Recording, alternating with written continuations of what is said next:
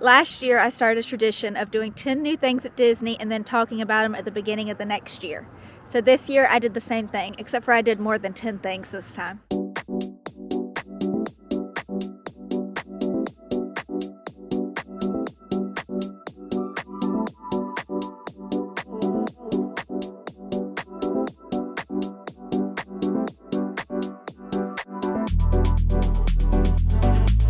Experiences I did by myself, some I did with other people. I'm ranking them though as if I would have done them solo because it's kind of hard to compare doing something with someone else as opposed to doing it by yourself. Now some of these things are new to Disney, some are new to me, and I divided them into categories and I ranked them within their categories. It's kind of hard to compare a restaurant to a ride, but we're gonna see how we do. The categories are restaurants, resorts, experiences, shows, and rides. At the end I will give you some superlatives like most immersive, most shocking, most disappointing, and best value. For restaurants, in the number 7 spot I have Mama Melrose. While the food at Mama Melrose was very good, I'm putting it at the bottom of this list. The food was very similar to Tony's Town Square and the Magic Kingdom, but I prefer the theming in Tony's because it's Lady and the Tramp themed. The theming in Mama Melrose was neat and it did have pretty lights, but I love Lady and the Tramp. This restaurant will probably be closing whenever Muppets Courtyard is changed to Monsters, Inc. So I am glad that I had the opportunity to eat there. But for the price, I felt like there were places that I would rather eat. The portion sizes were good and my entree was served with bread. Number 6 is Summer House on the Lake. Summer House on the Lake was truly a beautiful restaurant that I went into with very high expectations. I was disappointed in the food. To be fair, I only ordered appetizers. This was partially because I wasn't that hungry, but also because the menu was pricier than I had expected going in. We did not have reservations and we ended up sitting at the bar, which I think sitting out on the water on a nice day would be the way to go. The meatballs were good, but they were a little bit spicier than I expected. The cheese bread was good. The cookie bar is phenomenal. I would be interested to go back and try their brunch menu because I do love a good brunch. Number 5 is Akershus. I don't know if I said that right. This is a character meal that I have wanted to do for a very long time, and it was a wonderful character meal. But in Epcot, you have so many food options around the world that I think eating an all-you-can-eat buffet in Epcot kind of takes away your opportunity to eat around the world.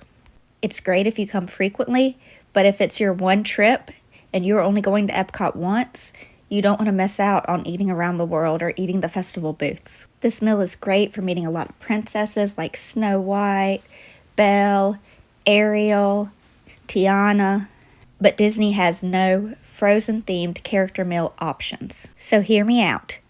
This area in the Norway Pavilion, right beside a Frozen Ever After, would be the excellent location for a Frozen-themed character breakfast. Later in the day, you could still eat around the world, which Akershus, I'm not saying it right, does have a character breakfast. But at night, instead of having a dinner, I think a Frozen-themed dessert party, like a fireworks dessert party.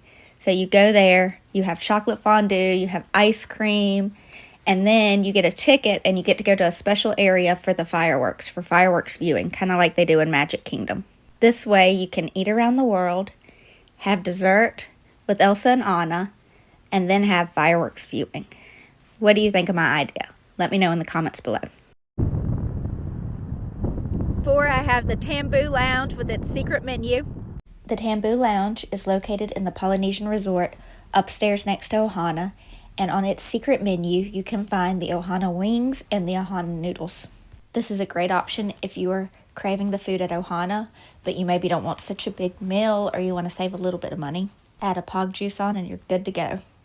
This is one of the places that I crave when I'm at home, but they do have very, very limited seating. 3 is Sanaa. Sanaa is a place that I went to for breakfast. I have heard that they have a phenomenal lunch and dinner menu with a great bread service. I have not had that before. The breakfast was good. The atmosphere is what would put this over the top for me. When I went, they were doing construction and they had the windows to the outside frosted over so you couldn't see. But if those windows were not frosted over, like they normally aren't, You can look over the savannah, see the animals while you're eating your breakfast. I got a kid's meal. It was a nice sized portion of food. The price was good. I was not staying at the resort, but it was a quick bus ride from the Animal Kingdom, and something that I probably will add into my Animal Kingdom rotation more frequently. Number 2 is one of my new favorite character meals, 1900 Park Fare. 1900 Park Fare was phenomenal. The character interactions were great. Typically, it is Cinderella, Tiana in her adventure outfit, Maribel, and Prince Ali, but on the day I went, Prince Ali wasn't there and Snow White was in his place. But the food, that was really the star of the show. I went for dinner, and the prime rib was amazing. A lot of times for a character meal, I go more for the character interactions, but this is one I would go for the food as well. It was an all-you-can-eat buffet, and they brought back the famous strawberry soup that they used to have. And in number 1, we have the place that really shocked me. The place that puts pixie dust on your food, Cake Bake Shop. The Cake Bake Shop is newly opened on the boardwalk. When it first opened, there was a lot of talk about the prices. And while the prices are high, I felt the quality of food was really good. Not to mention the presentation of the food, the gold sparkles on the food, the to-go boxes were nice, plastic to-go boxes, and they gave us a reusable bag to put our leftovers in. The decorations inside are beautiful, crystals everywhere. This is a place that I crave from home frequently, and a place that I have every intention of going back to. Now, would I pay the expensive price for just one slice of cake? Probably not, unless it was a really special occasion or I was splitting it with someone, which they are definitely shareable sized. But I would definitely go back to the bakery, get some of the macarons, some of the other desserts. For the experiences, in number 4, I have bowling at Splitsville. Me and my husband spent an evening in Disney Springs because he did not have a park ticket, and we went bowling at Splitsville. Now, this is something I've always seen, but usually haven't done. Honestly, I didn't even realize how many lanes they had in Splitsville. I thought they only had the ones that are on the lower level, but there is a whole nother level. We paid for an hour, and we were able to bowl as many frames as we could within the hour. So I think we did around 3.5. While it was a lot of fun, if you don't go to Disney frequently, it's probably not something that I would prioritize. Number 3, I have After Hours at Hollywood Studios. Spoiler alert, the number 2 position is After Hours at Magic Kingdom. While the After Hours at Hollywood Studios was an extremely fun time, there was one experience I'll talk about in a minute that put Magic Kingdom over Hollywood Studios. Overall, at After Hours at Hollywood Studios, I saw lower wait times, smaller crowds, and I got to meet some rare characters, which was really fun. Hollywood Studios is full of a bunch of very popular attractions, so getting to see them at lower wait times is a great benefit of this event. I also was able to watch Fantasmic and enjoy some complimentary ice cream treats. Overall, if it's worth the extra cost, kind of depends on you. How much do you enjoy meeting characters? I love to meet characters, but say Brandon, my husband, is not that big on meeting characters. I enjoyed the lower wait times. I enjoy seeing the parks lit up at night. That is my favorite time to be at the parks, during the nighttime. Currently, After Hours at Hollywood Studios is on pause right now, but it will be restarting again on January 22nd. Number 2 is After Hours at the Magic Kingdom. This went slightly above Hollywood Studios for an experience I'm going to tell you about.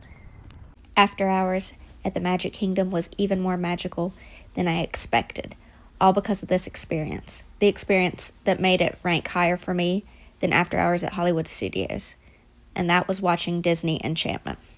Now, Disney Enchantment holds a special place in my heart because it was the fireworks show that was with the 50th anniversary. That was when annual passes come back. So on the day that I got my very first annual pass, we went into the Magic Kingdom. We had got there late at night and we watched Enchantment.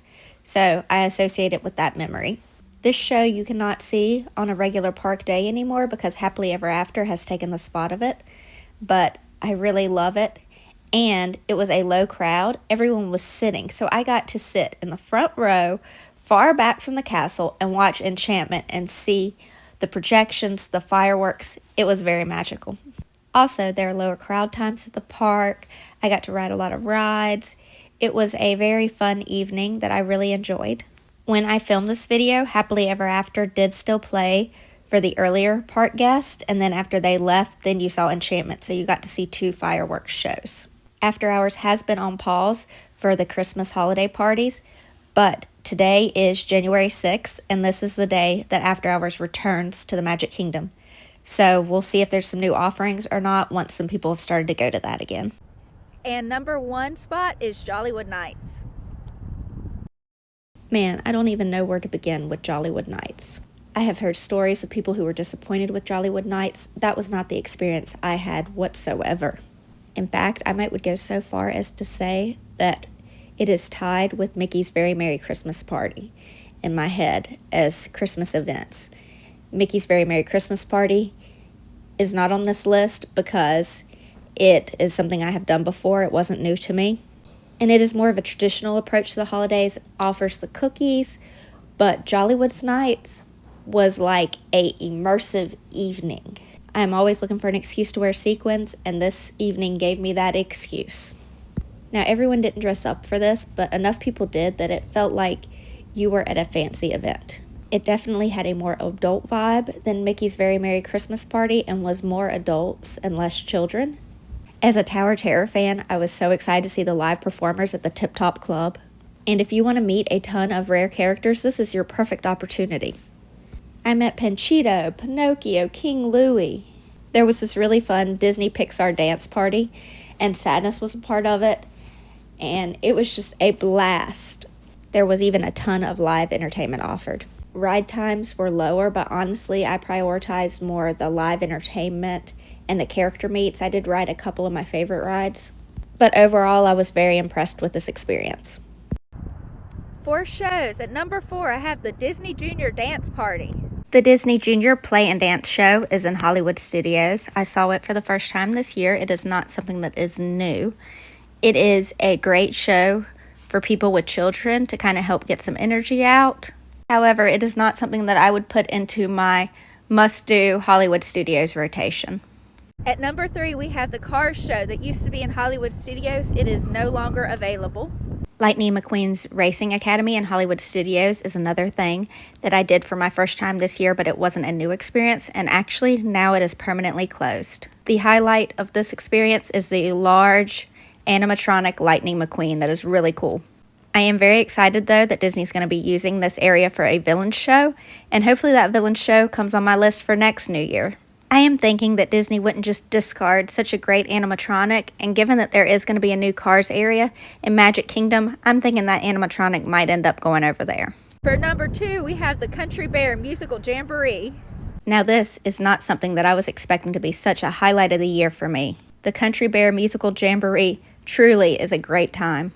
They have updated it with some new songs from some of your favorite Disney movies. The show was literally so good that I exited the theater, walked around, and went and watched it again. I highly recommend seeing this show at least one time.